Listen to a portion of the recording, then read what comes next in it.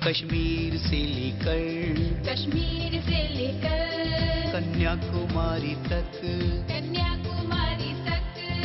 चाहे अलग अलग हो भाषा, चाहे वेश अनेक हो, चाहे रंग अनेक हो, कहीं सार हो गीता का तो कहीं पुराने पढ़े जाते, कहीं बात हो गुरबाणी की, कहीं बाइबल पढ़ी जाती। एक भारत, देश भारत, एक भारत, देश भारत, एक भारत, देश भारत, एक भारत, शेष भारत। नमस्कार। हमारी बोली ही हमारी पहचान है। इसी बुनियाद पर हमें संथाली, मराठी, बंगाली, पंजाबी और कन्नड़ जैसे नामों से जाना जाता है। इसके साथ ही भाषा ही वह मजबूत जरिया है जिससे इंसान अपने मन के भावों को दूसरों तक पहुंचाता है। वहीं साहित्य को भी आकार लेने के लिए भाषा की जरूरत होती है। आज के इस एक भारत श्रेष्ठ भारत के एपिसोड में हम आपको झारखंड के एक खास भाषा पंच परगनिया, उसके साहित्य और एक साहित्यकार से मुखातिब करवाएंगे। मनुष्य स्वभावतः एक सामाजिक प्राणी है और उसे समाज में सुचारू रूप से जीवन यापन करने के लिए निरंतर विचारों का आदान प्रदान करना होता है। इस पारस्परिक संवाद के लिए एक उत्कृष्ट और सुगम माध्यम की आवश्यकता होती है, जिसकी पूर्ति भाषा के द्वारा की जाती है। भाषा के माध्यम से ही मनुष्य अपने आंतरिक विचारों और भावों को दूसरों तक संप्रेषित करता है। वहीं झारखंड की बात की जाए तो यह प्रदेश प्राचीन काल से ही नागपुरी, खोरठा, पंच परगनिया, कुरमाली जैसी समृद्ध क्षेत्रीय भाषाओं का केंद्र रहा है। इसके अतिरिक्त कुरुख, संथाली, मुंडारी, हो और खड़िया जैसी भाषाएं भी यहाँ व्यापक रूप से बोली जाती हैं। भाषाई दृष्टिकोण से झारखंड एक अनूठा राज्य है, क्योंकि यहाँ बोली जाने वाली भाषाएं मुख्य रूप से 3 भिन्न भाषा परिवारों से संबंध रखती हैं। इनमें नागपुरी, खोरठा, पंच परगनिया और कुरमाली आर्य भाषा परिवार से प्रभावित हैं। वहीं कुरुख द्रविड़ भाषा परिवार का प्रतिनिधित्व करती हैं, जबकि संथाली, मुंडारी, हो और खड़िया ऑस्ट्रिक भाषा परिवार से संबंध रखती हैं। झारखंड अकेला ऐसा राज्य है जहां इन तीनों भाषा परिवारों की धाराएं एक साथ प्रवाहित होती हैं।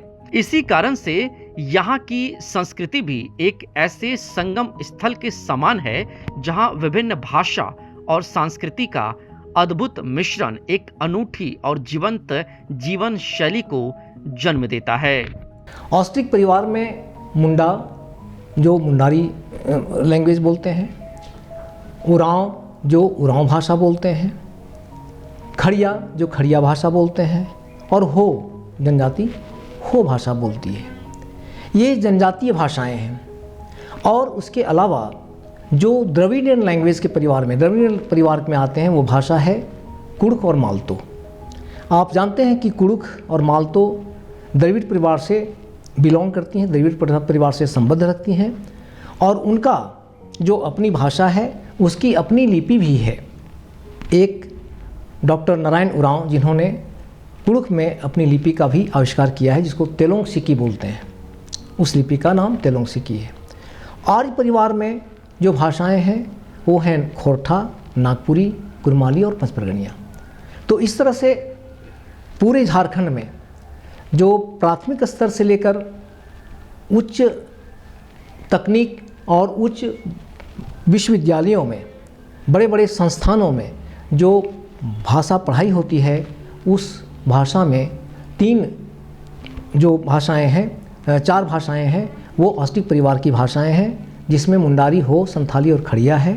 द्रविडियन परिवार में कुड़ुख और मालतो है और आर्य परिवार में खोरठा, कुरमाली, नागपुरी और पंचपरगनिया है। तो इस तीनों भाषाओं का जो परिवार है, इस परिवार में सामंजस्य है, आपसी सामंजस्य है, आपसी एकरूपता है और इसी के तहत झारखंड की पहचान भी है, झारखंड की संस्कृति, झारखंड की भाषा और झारखंड का साहित्य, जो एक तरह से सभी तरह से एक एकरूपता दिखाई पड़ता है, समरूपता दिखाई पड़ता है। भाषाओं में जो आंतरिक विशेषताएं हैं वो सभी में एक जैसी हैं।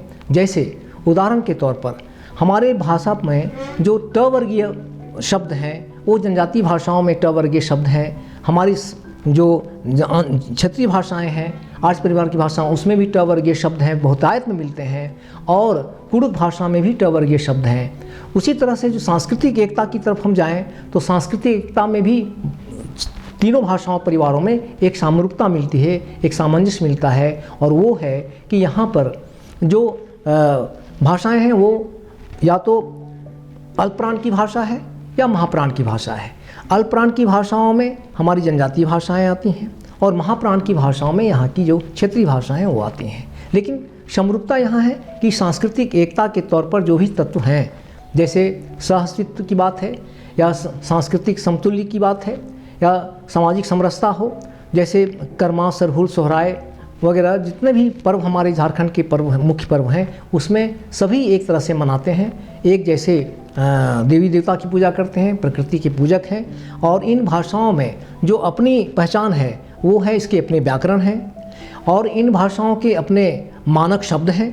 इन भाषाओं और साहित्य में जो विविधताएं हैं उसको समेटते हुए विभिन्न विधाओं में इसके साहित्य का निर्माण हुआ है। यानी कि पूरे झारखंड में जो 9 भाषाएं हैं उन भाषाओं का अपना स्वतंत्र अस्तित्व होते हुए भी आपस में समरूपता है, आपस में संबंध है, आपसी संबंध है, आपसी एकता है, और वो एकता के सूत्र में ही झारखंड की अस्मिता है, झारखंड की पहचान है। पंच परगनिया भाषा झारखंड की एक महत्वपूर्ण क्षेत्रीय भाषा है जो 5 परगना यानी कि तमार, बुंडू, राहे, सिल्ली और अनगढ़ा प्रखंड में बोली जाती है। इस भाषा को लोग एक संपर्क भाषा के तौर पर भी इस्तेमाल करते हैं। पंच परगनिया भाषा झारखंड प्रदेश की एक महत्वपूर्ण क्षेत्रीय भाषा है जो रांची जिले के पूर्वी भाग, खूंटी जिले का कुछ हिस्से और सरायकेला खरसावां जिले के पश्चिमी भाग में बोली जाती हैं। इस क्षेत्र को पारंपरिक रूप से 5 परगना के नाम से जाना जाता है, जिसमें सिल्ली, सोनाहातू, बुंडू, तमाड़ और राहे प्रमुख हैं। पंच परगनिया भाषा आर्य भाषा परिवार से संबंधित है। इसका सीधा संबंध संस्कृत और अन्य पूर्वी भारतीय भाषा जैसे बांग्ला, उड़िया और असमिया से माना भी जाता है। हालांकि इसने अपनी विशिष्ट व्याकरण और शब्दावली के साथ लिपि भी विकसित की है जो इसे एक स्वतंत्र भाषा के रूप में स्थापित करती है। पंच परगनिया भाषा की अपनी समृद्ध लोक साहित्य है जिसमें लोकगीत, लोक कथाएं और पारंपरिक नाट्य शैलियां शामिल हैं। विशेषकर इसके लोकगीतों में प्रकृति प्रेम, सामाजिक रीति रिवाज और त्योहारों का सुंदर चित्रण पंच परगनिया भाषा में मिलता है। वहीं झूमर और पाइका जैसे पारंपरिक नृत्य के समय गाए जाने वाले पंच परगनिया भाषा के गीत की मधुरता और जीवंतता को दर्शाते हैं। नई शिक्षा नीति के तहत पंच परगनिया भाषा के विकास और प्रचार प्रसार को एक नई दिशा मिल रही है। अब पंच परगनिया भाषा और साहित्य के अध्ययन को विश्वविद्यालयों और कॉलेजों में भी बढ़ावा दिया जा रहा है, जिससे युवाओं को अपनी मातृभाषा से जुड़ने और इसके महत्व को समझने का अवसर मिल रहा है। वहीं कई साहित्यिक और सांस्कृतिक संगठन भी पंच परगनिया भाषा के संरक्षण और विकास के लिए काम कर रहे हैं। पंच परगनिया भाषा न केवल एक संचार का माध्यम है, बल्कि यह इस क्षेत्र की सांस्कृतिक पहचान और विरासत का भी प्रतीक है। इसका संरक्षण और विकास स्थानीय लोगों की सांस्कृतिक जड़ों को मजबूत करने और भाषाई विविधता को बनाए रखने के लिए अत्यंत आवश्यक है। झारखंड में प्रमुख 9 भाषाएं हैं: मुंडारी, संथाली, कुरुख, खड़िया, हो, नागपुरी, पंचपरगनिया, कुरमाली और खोरठा। इनमें से एक भाषा पंचपरगनिया भाषा है। पंचपरगनिया भाषा का मुख्य क्षेत्र रांची जिले का पूर्वी भाग 5 परगना क्षेत्र है, जो कि इसके अंतर्गत सिल्ली, बुंडू, बारेंदा, राहे, तमाड़ नामक क्षेत्र आते हैं। यह पंचपरगनिया भाषा का मूल क्षेत्र है। इसके अतिरिक्त इसके पार्श्ववर्ती क्षेत्रों में भी पंचपरगनिया भाषा का बहुतायत मात्रा में प्रयोग किया जाता है। फिलहाल धनबाद, बोकारो, खूंटी, पूर्वी सिंहभूम, पश्चिमी सिंहभूम, सरायकेला खरसावां, सिमडेगा आदि क्षेत्रों में भी इस भाषा का प्रयोग किया जाता है। मुंडा जी अप्रैल महीना टाइम बेजाइन बेसी रोद लागते है। का कर काइले लाइनों का आइटे से बड़ा परेशान न रहते बेजाइन बेसी गरम लागत है। निदे नहीं ऊपर से मच्छर तो मच्छर, पंखा उंखा नहीं चले, छुआ के तबीयत तो खराब हो जाते हैं। हाँ मौसम अचानक अचानक परिवर्तन होते ना, गर्मी में बर्दाश्त ही नहीं हुआ। रात में नींद नहीं, सुबह में भी इतना गर्मी। गाछ पातो कटाए के लोग कम हो जाए घास पातो। 1980 ईस्वी में रांची विश्वविद्यालय के अंतर्गत जनजातीय एवं क्षेत्रीय भाषा विभाग की स्थापना की गई। उसी दौरान पंचवर्णीय भाषा की पढ़ाई की मांग की जाने लगी और उस समय डॉक्टर रामदयाल मुंडा जी जनजातीय एवं क्षेत्रीय भाषा विभाग के अध्यक्ष थे। उनके सहयोग से 1982-84 सेशन से पंचवर्णीय भाषा की पढ़ाई स्नातकोत्तर स्तर से शुरू हुई। उसके बाद निरंतर ही पंचवर्णीय भाषा के विभिन्न विधाओं में काम होने लगे। साहित्य हमारे समाज का एक अटूट स्तंभ है जो हमारे समुदाय के विकास के लिए एक अहम भूमिका निभाता है। यह मानवीय अनुभवों, विचारों और भावनाओं के लेन देन की एक अनूठी कला है जो हमारे समाज को रोशन करती है। साहित्य के जरिए न केवल हम अपने ख्यालों को जाहिर करते हैं बल्कि इसके माध्यम से हम लोगों को जागरूक भी करते हैं, जिससे समाज में एक सकारात्मक बदलाव आता है। साहित्य भाषा के माध्यम से मानवीय अनुभव, विचार और भावनाओं की रचनात्मक अभिव्यक्ति है। यह मनोरंजन के साथ साथ शिक्षा और ज्ञान का भी महत्वपूर्ण स्रोत होता है। साहित्य हमें विभिन्न संस्कृति, समाज और ऐतिहासिक संदर्भ से परिचित कराता है। यह हमारी भावनाओं को जगाने के साथ साथ भाषा को समृद्ध करता है और कल्पना को उत्तेजित करते हुए हमें नए विचारों के बारे में सोचने के लिए प्रेरित करता है। कुल मिलाकर साहित्य मानव जीवन का एक अभिन्न अंग है जो हमें स्वयं और अपने आसपास की दुनिया को बेहतर ढंग से समझने और महसूस करने में मदद करता है। झारखंड के भी विभिन्न भाषाओं में साहित्य हमेशा से फलता फूलता रहा है। यहाँ की हर भाषा की अपनी अलग अलग साहित्य है जिनमें अनेक प्रसिद्ध कविता, कहानी, गीत और नाटकों की रचना की गई है।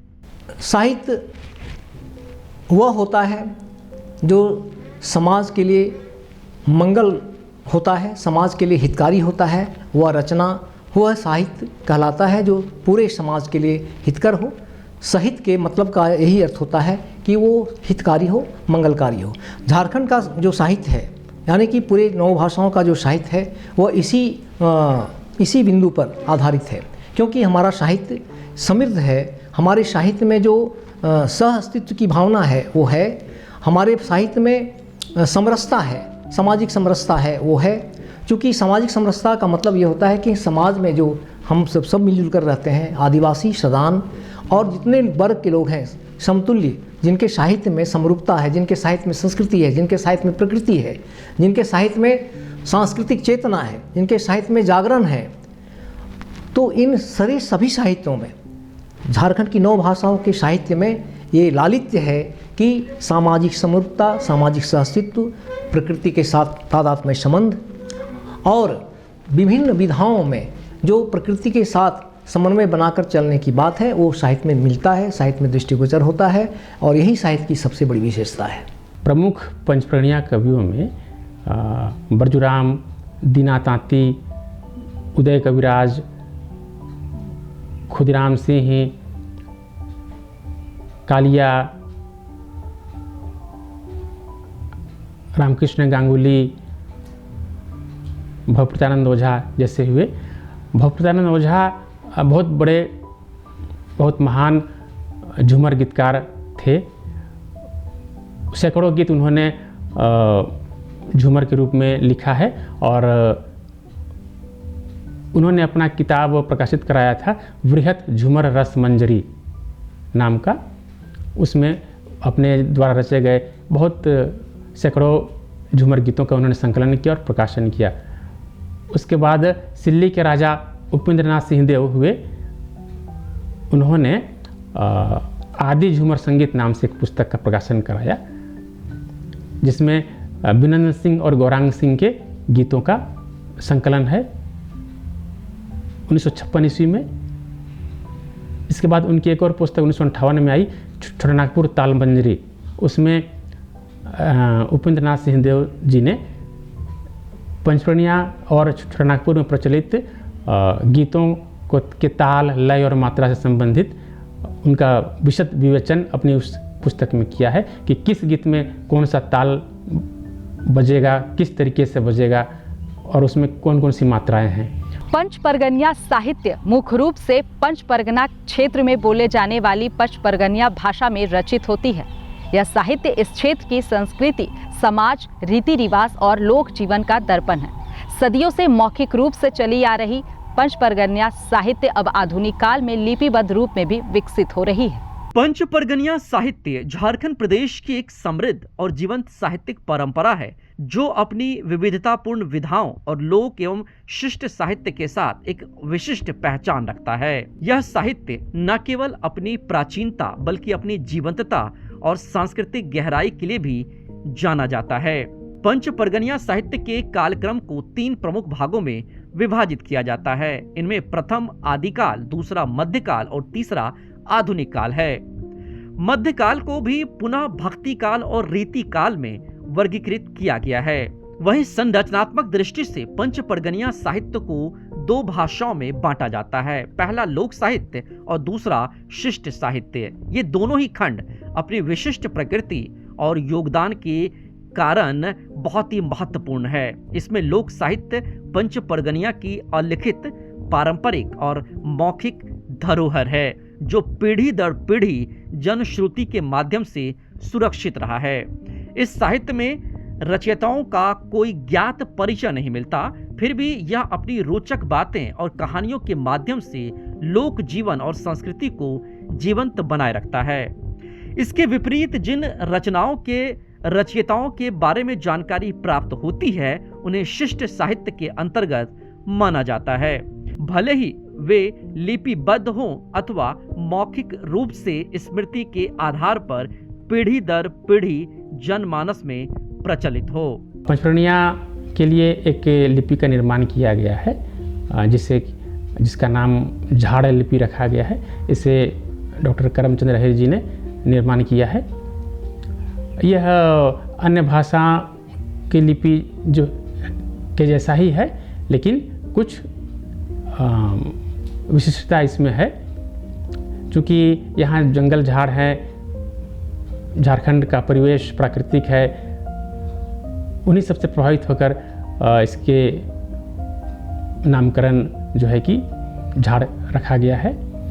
और इसके लिए बहुत बड़े पैमाने पर एक सर्वे का कार्यक्रम हुआ था कि इस लिपि का नामकरण क्या रखा जाए। इसमें अन्य नाम भी प्रस्तावित हुए थे, जैसे कि पंचपरगनिया, शिबू बारात वगैरह, लेकिन ज़्यादातर लोगों ने झाड़ लिपि के पक्ष में अपना मत दिया, इसका समर्थन किया। तो अंततः इसके नामकरण के रूप में झाड़ लिपि के झाड़ शब्द को ही अंगीकार किया गया। हर प्रकार के गीत, संगीत और साहित्य की जितनी भी विशेषताएँ हैं, सभी प्रकार के तथ्य इस भाषा में मौजूद हैं। इसका लोक संगीत काफ़ी समृद्ध है। शिष्ट गीतों में भी इसकी बहुत भारी मात्रा में शिष्ट गीत यहाँ मौजूद हैं, जो कि झूमर गीत के रूप में प्रचलित हैं और ज़्यादातर रामायण, महाभारत के घटनाओं पर आधारित हैं। कृष्ण लीला जैसे विषय वस्तुओं पर बहुत मात्रा में गीत रचे गए हैं। समय के साथ पंचपरगनिया साहित्य के लगभग सभी शैलियों में अनगिनत रचनाएं सृजित हुई हैं। इसके साथ ही इसका पूरा श्रेय पंचपरगनिया के उन महान रचनाकारों को जाता है, जिन्होंने इस भाषा में ऐसे दुर्लभ कृतियों का निर्माण किया है, जिसने इसकी सीमाओं में एक नई ऊंचाइयां प्रदान की है। तो आइए हम आपको पंचपरगनिया के एक ऐसे ही महान साहित्यकार डॉक्टर करमचंद अहीर से परिचित करवाते हैं, जिन्होंने अपनी अनेक कालजयी रचनाओं के माध्यम से पंचपरगनिया साहित्य में अपना अद्वितीय योगदान दिया है। डॉक्टर करमचंद अहीर झारखंड की धरती के एक ऐसे सपूत हैं, जिन्होंने अपना जीवन पंचपरगनिया भाषा, साहित्य और संस्कृति की सेवा में समर्पित कर दिया है। रांची जिले के राहे प्रखंड के फुलवार गांव में 12 मार्च 1949 को जन्मे डॉक्टर अहीर आज 75 वर्ष की आयु में भी इस क्षेत्र के विकास के लिए अथक प्रयास कर रहे हैं। उनके पिता स्वर्गीय शंभुनाथ अहीर और माता श्रीमती चैती देवी ने उन्हें संस्कार और शिक्षा का महत्व समझाया, जिसे उन्होंने अपने जीवन में चरितार्थ किया। डॉक्टर अहीर ने हिंदी में MA, B.Ed और पंच परगनिया भाषा का व्याकरणिक अध्ययन विषय पर PhD की उपाधि प्राप्त की है। उनकी शैक्षणिक योग्यता और भाषा पर गहरी पकड़ उनके साहित्यिक कार्यों में स्पष्ट रूप से दिखाई देती है। सरकारी सेवा में उन्होंने सहायक शिक्षक के रूप में आदर्श उच्च विद्यालय सगड़ी में 29 अप्रैल 1974 को अपना योगदान देना शुरू किया। इसके अतिरिक्त उन्होंने PPK कॉलेज बुंडू में अप्रैल 1979 से मई 1983 तक अंशकालिक अवैतनिक व्याख्याता के रूप में भी सेवाएं दी, जबकि उनकी प्रशासनिक क्षमता का परिचय तब मिला जब उन्हें 14 मई 1983 से 22 जुलाई 1992 तक वयस्क शिक्षा परियोजना पदाधिकारी डुमरिया सह मुसाबिनी के रूप में प्रतिनियुक्त किया गया। इसके बाद 31 मार्च 2009 को वे प्रधानाध्यापक के पद से राज्य संपोषित +2 उच्च विद्यालय टोंडी बड़ा झिंगपानी से सेवानिवृत्त हुए। उनकी सरकारी सेवा की एक विशेष उपलब्धि पूर्वी सिंहभूम के तांबजूड़ी और तिरिलडीह ग्रामों को पूर्ण साक्षर ग्राम घोषित कराना है। इस वक्त हमारे साथ डॉक्टर करमचंद अहीर जी हैं, जो कि एक प्रख्यात पंच परगनिया के साहित्यकार, प्रोफेसर और समाज सेवी है। इनसे आज हम मुखातिब होंगे और जानेंगे कि किस प्रकार इन्होंने पंच परगनिया भाषा के विकास के लिए कार्य किया है। सर नमस्कार। नमस्कार। सर, ये पंच परगनिया भाषा है, इसके विकास के लिए जो आपने कार्य किया है, तो सबसे पहले हमें ये बताइए कि आपको सर इंस्पिरेशन कहाँ से मिला, किस प्रकार आपके मन में ये भाव उत्पन्न हुआ कि मैं अपने भाषा के लिए, उसके विकास के लिए कुछ कार्य करूँ। हम जब हाई स्कूल में पढ़ते थे तो हमारे शिक्षक लोग पांच परगना शब्द का व्यवहार करते थे, अर्थात वे लोग क्षेत्र के बारे में पांच परगना को संबोधित करते थे। और जब हम कॉलेज गए तो वहाँ पर हमारी चूँकि हिंदी थी, इसलिए हिंदी में हम ऑनर्स कर रहे थे, हिंदी में प्रतिष्ठा कर रहे थे। तो उस टाइम में हमको भाषा विज्ञान का अध्ययन करने के दौरान में पचपनिया शब्द का भाषा के रूप में पचपनिया शब्द का व्यवहार हमको पुस्तक में मिला। तो उसी समय से हमको लगा कि पांच परगना और पंचपरगनिया का बहुत महत्व है। अब इसके लिए काम तो करना होगा। माने बाहर के लोग अन्य हिंदी के, नागपुरी के विद्वान पंचपरगनिया के बारे में बहुत लिखते थे, लेकिन हमारे क्षेत्र में पंचपरगनिया को लेकर के अधिक ठोस कदम नहीं उठाया गया था।